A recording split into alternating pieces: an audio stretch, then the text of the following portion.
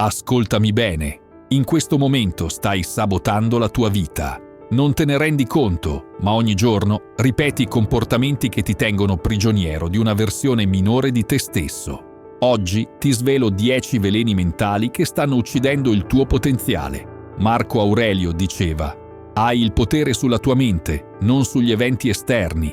Comprendi questo e troverai la forza. È ora di riprendere quel potere. Iniziamo.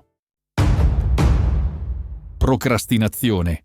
La procrastinazione è l'assassino silenzioso dei sogni. Ogni volta che dici «lo farò domani», stai mentendo a te stesso. Domani non esiste. Esiste solo questo momento, questo respiro, questa scelta. Epitteto insegnava che nessuno può farti del male senza il tuo permesso. La procrastinazione è il permesso che dai al fallimento di entrare nella tua vita. Quando rimandi, non stai aspettando il momento giusto. Stai fuggendo dalla responsabilità di diventare chi dovresti essere. C'è qualcosa di ancora più profondo che devi capire sulla procrastinazione e te lo rivelerò tra poco. Prima ti racconto quello che i neuroscienziati hanno scoperto. Il tuo cervello è programmato per evitare il disagio. Ogni volta che pensi a un compito difficile, si attiva la stessa area del cervello che risponde al dolore fisico. La procrastinazione è letteralmente il tuo cervello che cerca di proteggerti dal dolore. Pensa all'ultima volta che hai rimandato qualcosa di importante. Come ti sei sentito? Vuoto, frustrato, deluso da te stesso. Questa è la tua anima che urla contro il tradimento che stai commettendo verso il tuo futuro. Il problema non è rimandare alcune cose. Il problema è rimandare tutto. Il problema è quando la procrastinazione diventa il tuo stato normale, non l'eccezione. Quando diventa la tua risposta automatica alla responsabilità.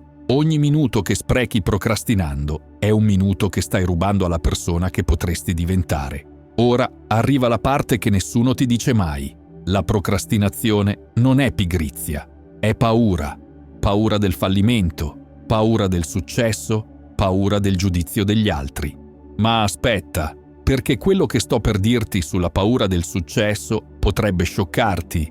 Molte persone procrastinano non perché temono di fallire, ma perché temono di riuscire, perché il successo porta responsabilità, porta aspettative, porta cambiamento. E il cambiamento fa paura, anche quando è positivo. Non aspettare l'ispirazione. L'azione crea ispirazione, non il contrario. L'ispirazione è come l'appetito. Non arriva se non inizi a mangiare l'azione. Devi iniziare per sentirti motivato, non aspettare la motivazione per iniziare. Smetti di essere il carceriere della tua stessa prigione. L'unica prigione reale è quella che costruisci nella tua mente con le scuse. Ogni scusa è un mattone di quella prigione. Ogni non ho tempo, ogni non sono pronto, ogni domani sarà meglio è una sbarra alle finestre della tua libertà. Scegli una cosa che hai rimandato per settimane, non la più grande, non la più importante, una di media difficoltà. Fai il primo passo nei prossimi 120 secondi. Non completarla, solo iniziare. 2 minuti. Il potere è nel primo passo, non nell'ultimo. Pigrizia. La pigrizia non è riposo, è tradimento. Tradimento verso tutto quello che potresti essere, tutto quello che potresti creare, tutto quello che potresti dare al mondo. Seneca scriveva: non è che abbiamo poco tempo, è che ne sprechiamo molto. Ma c'è una distinzione cruciale che devi capire, e questa distinzione potrebbe salvare la tua vita professionale e personale. Esiste la pigrizia distruttiva e la pigrizia strategica. La pigrizia distruttiva è quando eviti le responsabilità per paura o per abitudine.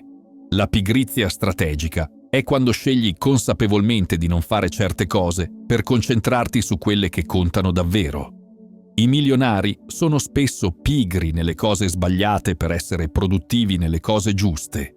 Non stirano le camicie, le mandano in lavanderia. Non tagliano l'erba del giardino, assumono un giardiniere. Non perdono tempo in riunioni inutili, delegano. Ecco arriva la parte che nessuno ti dice mai. La vera pigrizia non è fisica, è mentale. È quando smetti di sfidare te stesso intellettualmente. È quando accetti lo status quo invece di cercare modi migliori di fare le cose. Ogni ora passata nel letto quando potresti alzarti, ogni sera sprecata davanti alla TV quando potresti imparare qualcosa di nuovo, ogni fine settimana buttato via quando potresti costruire il tuo futuro. Tutto questo è tempo che non tornerà mai più. Sai qual è il paradosso più crudele della pigrizia? Che è più faticosa dell'azione. Vivere con il peso del rimpianto è infinitamente più pesante che vivere con la fatica dell'azione. Il rimorso è un peso che non puoi mai posare, la fatica è temporanea. La pigrizia ti sussurra dolci bugie, riposati ancora un po', tanto hai tempo, puoi farlo dopo, ma la verità è che mentre tu riposi, i tuoi sogni muoiono. Mentre tu riposi, qualcun altro sta lavorando per raggiungere quello che tu desideri. Aspetta, c'è qualcosa di ancor più importante sulla pigrizia che scoprirai nei prossimi capitoli. Qualcosa che collega tutto. Il dolore della disciplina pesa grammi. Il dolore del rimpianto pesa tonnellate. Quale vuoi portare sulle tue spalle? Questa non è solo una metafora. Studi scientifici dimostrano che le persone che vivono con rimpianti hanno più problemi di salute mentale e fisica. Il muscolo della determinazione si allena come qualsiasi altro muscolo, con la ripetizione costante dell'azione giusta.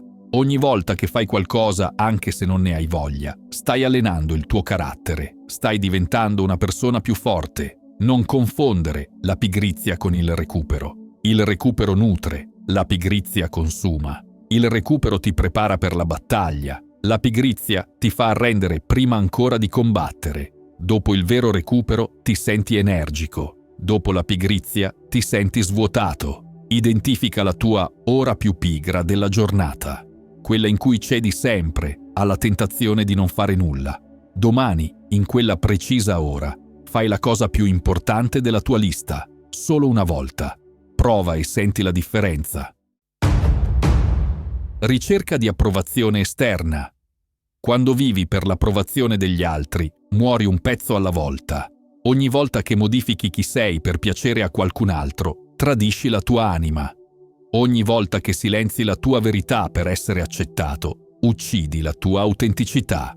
Marco Aurelio ci ricorda: quanto tempo spreca chi guarda quello che fa il vicino, invece di guardare solo alla propria condotta. Ecco la verità che nessuno ti dice. La ricerca di approvazione esterna è spesso il risultato di ferite antiche che non hai mai guarito. Forse da bambino non hai ricevuto abbastanza riconoscimento. Forse i tuoi genitori erano troppo critici o troppo assenti. Forse a scuola eri quello che cercava sempre di piacere all'insegnante. Quegli schemi si sono radicati così profondamente che ora, da adulto, continui a cercare quella approvazione che non hai mai ricevuto. Sai qual è il paradosso crudele dell'approvazione esterna? Più la cerchi, meno la ottieni. Le persone sentono la disperazione dietro la tua ricerca di consenso. Sentono che non sei autentico e questo li allontana. Non sto dicendo di essere maleducato o di non rispettare gli altri. Sto dicendo di rispettare te stesso da non tradire la tua essenza per ottenere un like, un complimento, un'approvazione. La ricerca costante di validazione esterna crea dipendenza. Oggi qualcuno ti approva, domani ti critica. La tua autostima non può dipendere dall'umore variabile degli altri. È come costruire la tua casa sulla sabbia invece che sulla roccia. E qui arriva la parte che potrebbe cambiare la tua vita per sempre. Pensa alle persone che ammiri davvero. Hanno mai vissuto cercando l'approvazione di tutti? No. Hanno seguito la loro bussola interna anche quando il mondo intero sembrava contro di loro. Hanno scelto l'autenticità sulla popolarità, la verità sul consenso. C'è una strategia pratica che ti aiuterà a liberarti da questa trappola e te la rivelerò nell'esercizio. Il problema della ricerca di approvazione esterna è che ti rende prevedibile.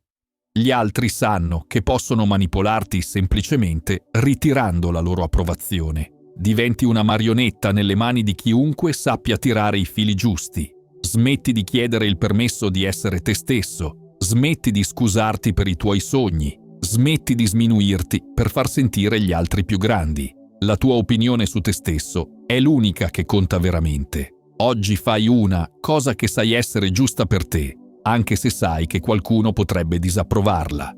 Può essere dire di no a un favore, esprimere un'opinione diversa o semplicemente vestirti come ti piace. Senti la libertà di essere autentico. Preoccupazione. La preoccupazione è come una sedia a dondolo. Ti tiene occupato, ma non ti porta da nessuna parte. È l'arte di creare problemi che non esistono e di soffrire per eventi che non sono mai accaduti. Epitteto insegnava una verità fondamentale. Alcune cose sono sotto il nostro controllo, mentre altre non lo sono. Ma c'è qualcosa di profondamente sbagliato nel modo in cui la maggior parte delle persone interpreta questo insegnamento. La preoccupazione nasce quando confondi questi due aspetti, quando sprechi energia mentale su cose che non puoi controllare. Questo è il segreto che i maestri stoici non dicono mai esplicitamente. Il 90% delle cose di cui ti preoccupi non sono né completamente sotto il tuo controllo né completamente fuori dal tuo controllo. Sono in quella zona grigia dove hai un'influenza parziale. E questo è dove diventa interessante. Prendiamo un esempio pratico. Ti preoccupi per la salute di tuo figlio adulto. Non puoi controllare completamente la sua salute, ma puoi influenzarla educandolo, col buon esempio, supportandolo nelle sue scelte. La preoccupazione sterile non aiuta, l'azione mirata sì. Ogni minuto passato a preoccuparti del futuro è un minuto rubato al presente. E qui arriva la parte che potrebbe scioccarti. La preoccupazione è spesso una forma di arroganza travestita da amore. Quando ti preoccupi costantemente per gli altri, inconsciamente stai dicendo «Io so meglio di te cosa è bene per te». Quando ti preoccupi ossessivamente del futuro, stai dicendo «Io dovrei poter controllare l'incontrollabile». Ogni scenario catastrofico che immagini nella tua mente è un'energia che potresti usare per costruire soluzioni reali ai problemi reali. Il cervello non distingue tra pericolo reale e pericolo immaginato. Quando ti preoccupi, il tuo corpo produce gli stessi ormoni dello stress come se il pericolo fosse davanti a te. C'è una tecnica che gli antichi stoici usavano per trasformare la preoccupazione in saggezza e te la mostrerò tra poco. La preoccupazione è un ladro silenzioso. Ti ruba il sonno, la gioia, la chiarezza mentale. Ti fa vivere 1000 morti immaginarie invece di una vita reale. Marco Aurelio aveva una pratica particolare. Ogni sera si immaginava di perdere tutto quello che amava, non per essere pessimista, ma per apprezzare quello che aveva e prepararsi mentalmente alle perdite inevitabili della vita. Questa si chiama premeditatio malorum, la premeditazione del male. Esiste anche una preoccupazione sana, quella che ti spinge all'azione preventiva. Ti preoccupi per la tua salute? Fai i controlli medici. Ti preoccupi per la tua situazione finanziaria? Fai un bilancio e inizia a risparmiare. Ti preoccupi per le tue relazioni? Investi tempo e energia per migliorarle. Quando senti la preoccupazione che sale, fermati e chiediti: posso fare qualcosa riguardo a questo problema ora? Se sì, agisci. Se no, lascia andare. L'energia che sprechi preoccupandoti può essere canalizzata nell'azione costruttiva. Scrivi la tua preoccupazione principale su un foglio. Dividi la pagina in 2 colonne. Posso controllare e non posso controllare. Per ogni punto nella colonna posso controllare, scrivi un'azione concreta che farai questa settimana. Per la colonna non posso controllare, scrivi lascio andare. Rabbia.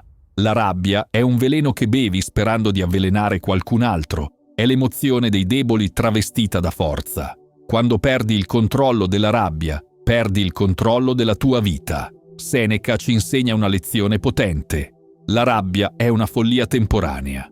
Ma c'è qualcosa che Seneca sapeva e che la maggior parte delle persone ignora completamente. La rabbia non è il problema. Il problema è quello che fai prima che la rabbia arrivi.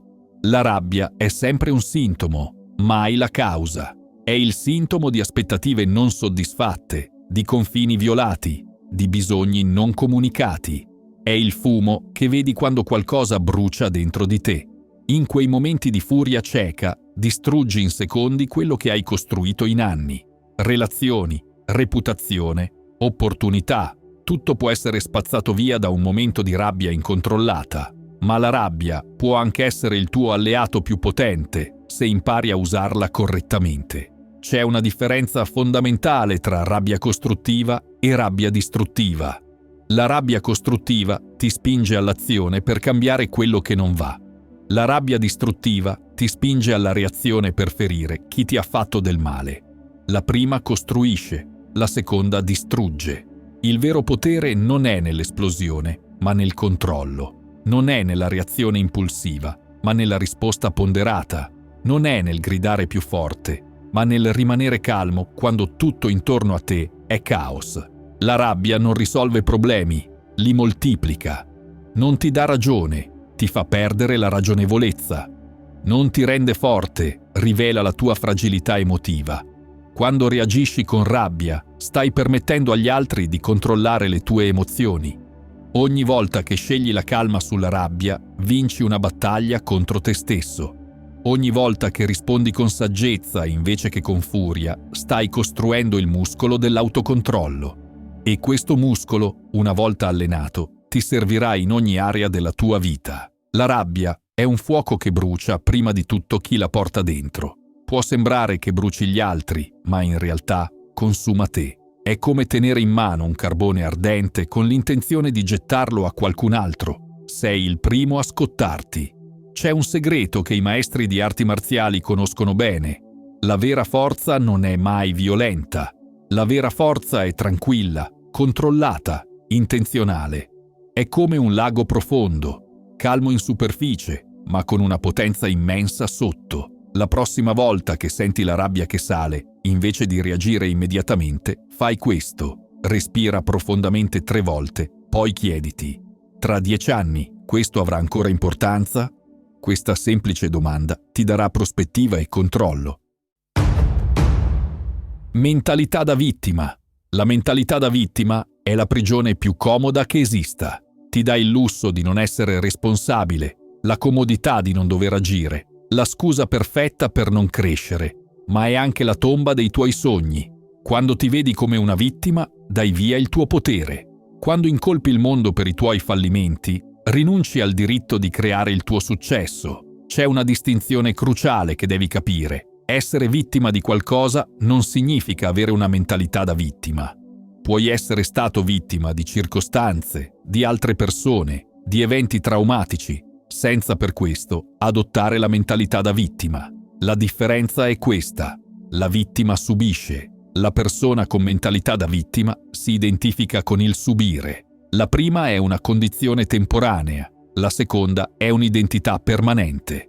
Marco Aurelio scriveva: confina te stesso al presente. Il passato è immutabile, ma il presente è nelle tue mani. Non puoi cambiare quello che ti è successo, ma puoi decidere cosa farne. La mentalità da vittima è incredibilmente seducente, ti dà un senso di superiorità morale, ti permette di evitare la responsabilità, ti garantisce l'attenzione e la simpatia degli altri. È per questo che è così difficile abbandonarla. Non è solo una mentalità, è una strategia di sopravvivenza emotiva che un tempo ti ha protetto.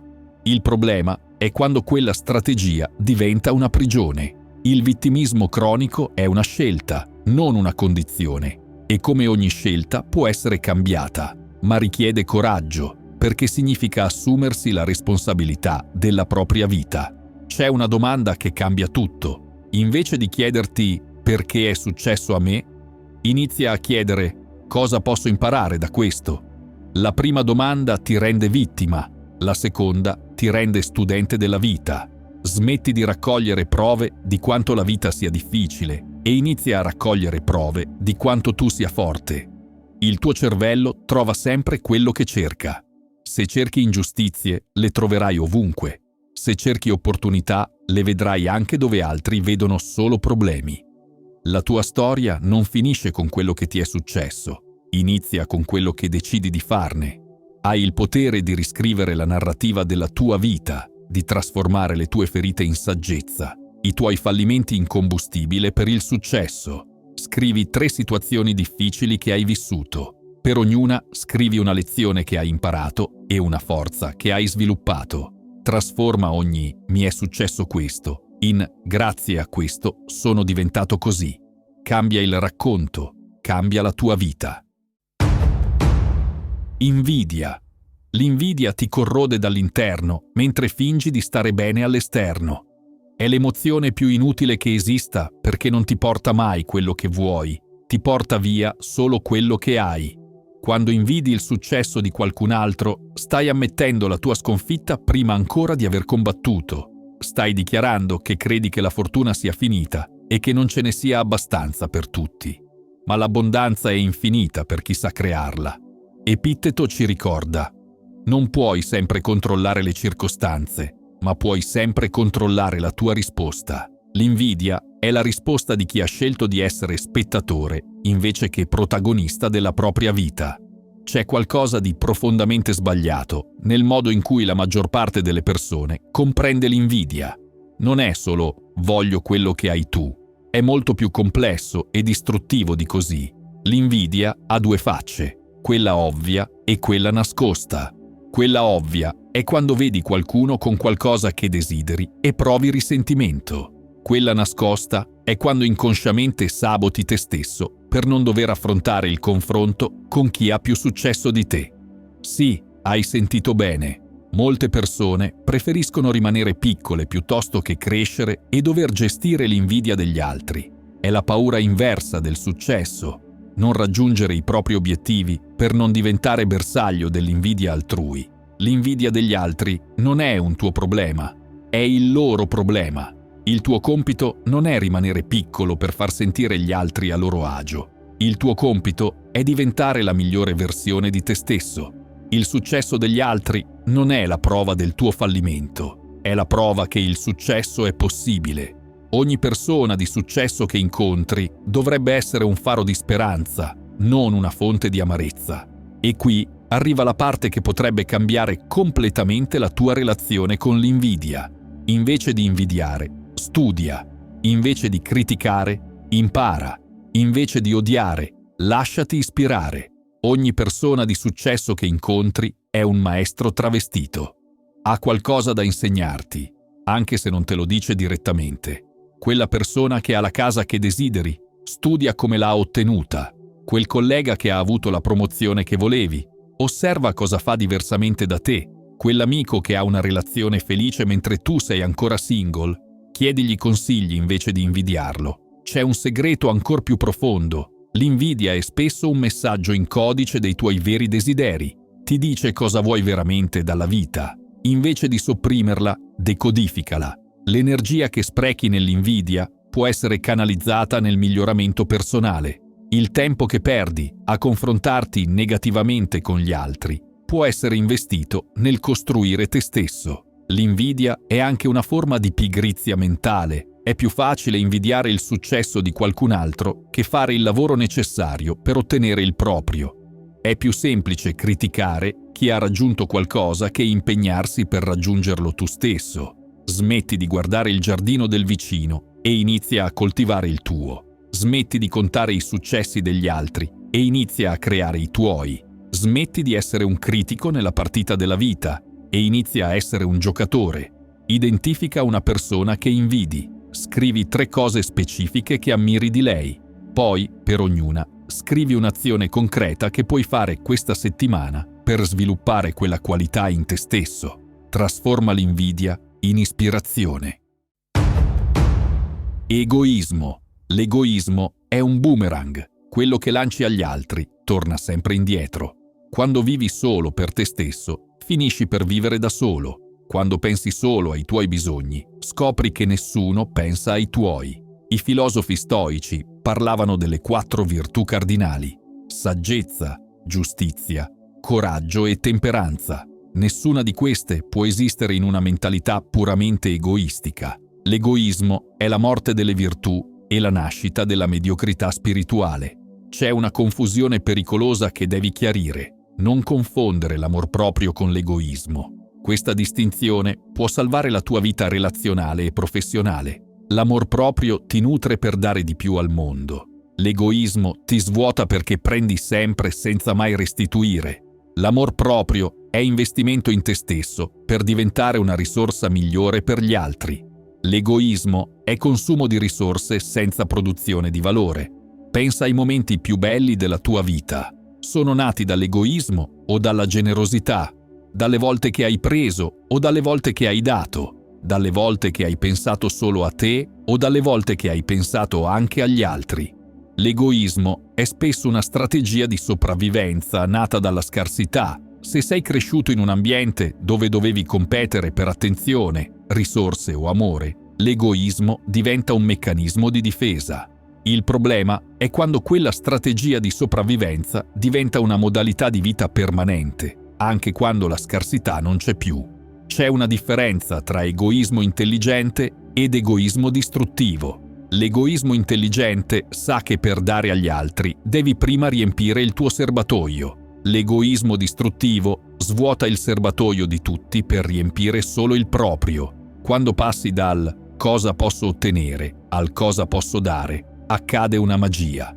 Il mondo inizia a collaborare con te invece di resistere contro di te. Le persone iniziano a supportarti invece di evitarti. La vita inizia a premiarti invece di punirti. Il paradosso della generosità è che più dai, più ricevi. Ma non funziona se dai per ricevere. Funziona solo se dai per il piacere di dare. È la differenza tra investimento strategico e generosità autentica. L'egoismo ti rende prevedibile. Tutti sanno che farai sempre quello che conviene a te. La generosità ti rende influente. Le persone si fidano di te perché sanno che pensi anche al loro bene. L'egoismo è miope, vede solo il guadagno immediato. La generosità intelligente è lungimirante. Vede la rete di relazioni e opportunità che si crea quando tutti vincono. Questa settimana, ogni giorno fai una cosa per qualcun altro senza aspettarti nulla in cambio. Può essere piccola, un complimento, un favore, un consiglio. Osserva come cambia la qualità delle tue relazioni quando metti prima il dare invece del ricevere.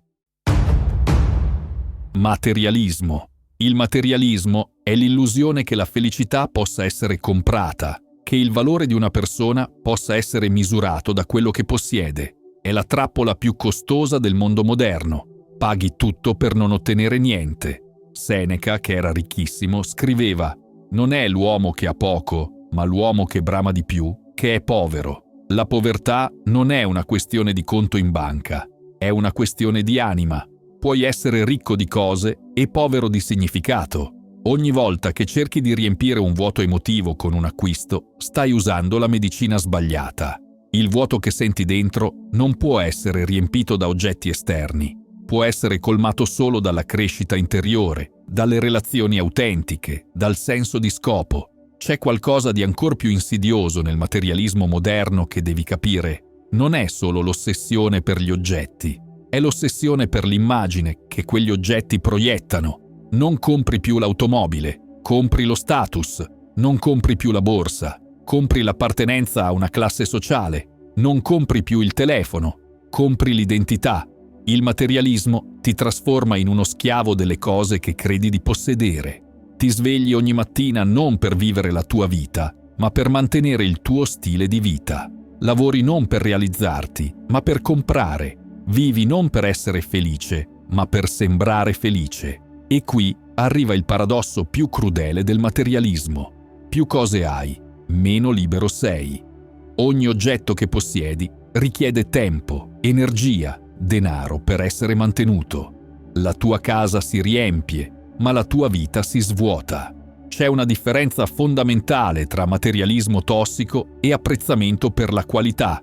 Apprezzare le cose belle non è materialismo. Comprare oggetti di qualità che ti servono davvero non è materialismo. Il materialismo tossico è quando compri per riempire vuoti emotivi, per impressionare gli altri, per definirti attraverso quello che possiedi. La vera ricchezza non è in quello che hai, ma in quello che sei. Non è in quello che puoi comprare, ma in quello che puoi creare. Non è in quello che accumuli, ma in quello che condividi. Marco Aurelio, imperatore di Roma e l'uomo più potente del suo tempo, scriveva: «Molto poco è necessario per una vita felice. Tutto è dentro di te, nel tuo modo di pensare».